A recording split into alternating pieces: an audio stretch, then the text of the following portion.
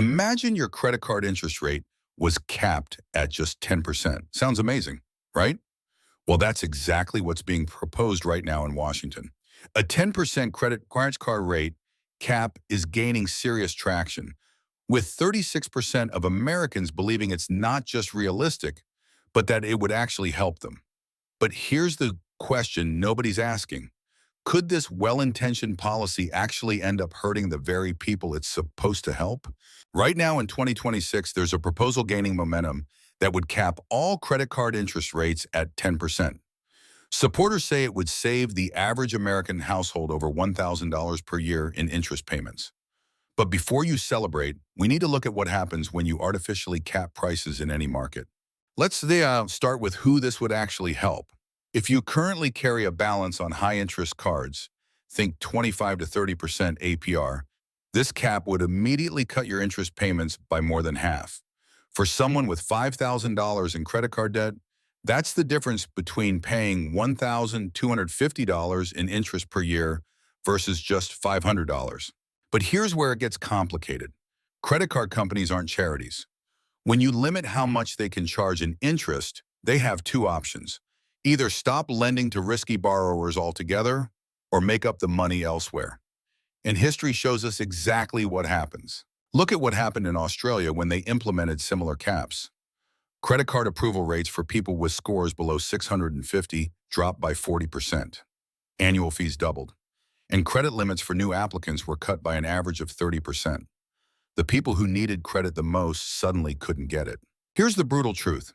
If you have a credit score below 700, this policy could actually hurt you.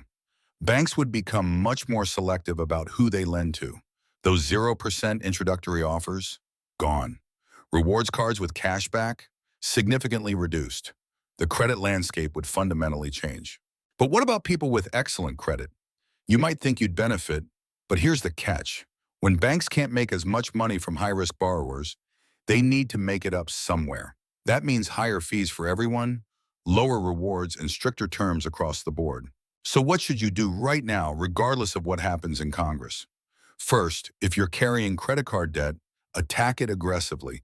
The best way to beat high interest rates isn't waiting for the government to cap them. It's paying off your balance. Second, build your credit score now. Aim for a score above 740. At that level, you qualify for the best rates and terms regardless of market conditions. Pay every bill on time, keep your credit utilization below 30%, and don't close old accounts. These habits protect you no matter what politicians decide. Also consider balance transfer cards while they still exist. If this cap passes, these 0% offers will likely disappear. Right now, you can still find cards offering 15 to 21 months interest-free on transferred balances. That's your window to pay down debt without interest. Here's my final thought. Instead of hoping for a political solution to high interest rates, create your own financial solution.